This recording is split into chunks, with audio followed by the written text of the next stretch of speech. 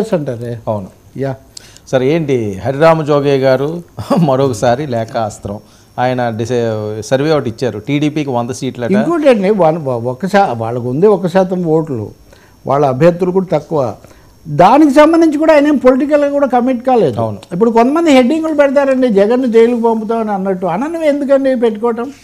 అవును, నిజంగా పంపుతారా పంపరా తర్వాత సంగతి, కానీ సో పొలిటికల్గా కూడా ఆయన కమిట్ కాలేదు స్ట్రాంగ్గా.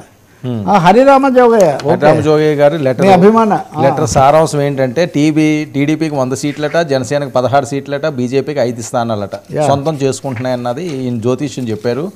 సర్వే అయింది. జ్యోతిష్యం కాదండి ఇది హరిరామ అభిష్ట సిద్ధిరస్తని హరిరామ అభిష్టం ఇది. ఆయన చాలా రోజుల తర్వాత మనకు లేఖ లేకపోతే ఒక ప్రకటన ఏదో ఇస్తున్నారు.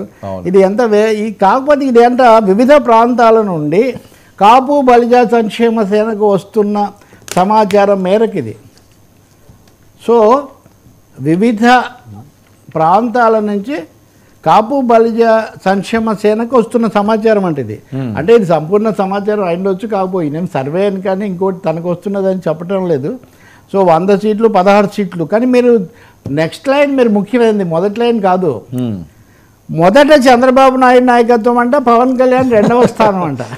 ఇది ఎక్కడిదని అంటే రాబోయే ప్రభుత్వంలో చంద్రబాబు నాయుడు మొదటి స్థానంలోనూ, పవన్ కళ్యాణ్ 2వ స్థానంలోనూ అధికార హోదాలలో, అండర్లైన్ యువర్ ఆనర్, అధికార హోదాలలో ఇంతవరకు పవన్ కళ్యాణ్ గారు చెప్పలేదు, చంద్రబాబు గారు చెప్పలేదు. మరి జోగయ్య గారు ఈ అధికార హోదాలు ఈయన ఇస్తున్నాడా?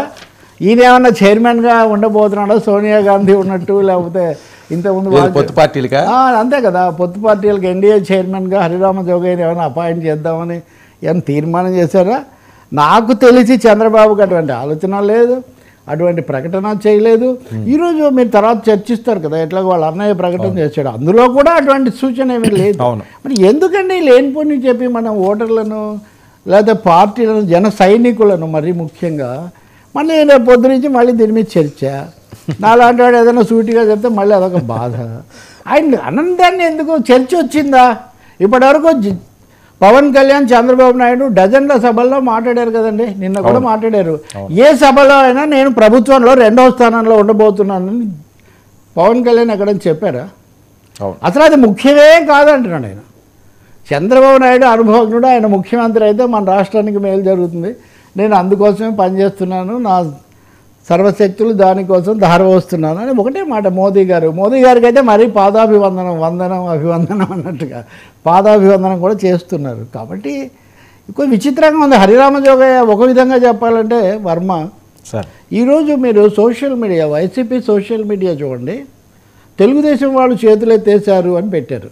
మామూలుగా ఫాలో వాళ్ళ పేర్లు అనవసరం, పేర్లు నాకు కంఠపాఠం. కానీ టీడీపీ సోషల్ మీడియా చూడండి, జగన్ నిన్న ఈ హెచ్చరిక చేశాడు కాబట్టి నా మీద కుట్ర పన్నుతున్నారు అది ఇది అన్నాడు కాబట్టి జగన్ చేతులు ఎత్తేసాడు అన్నారు.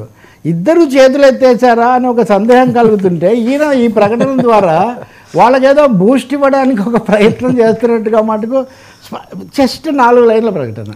100 సీట్లు మీరు ఇంత పెద్ద పెద్ద జోస్యాలు చెప్తున్నప్పుడు దాన్ని సబ్స్టాన్షియేట్ చేసే డేటానో పాడో ఏదైనా ఉంటుంది కదా.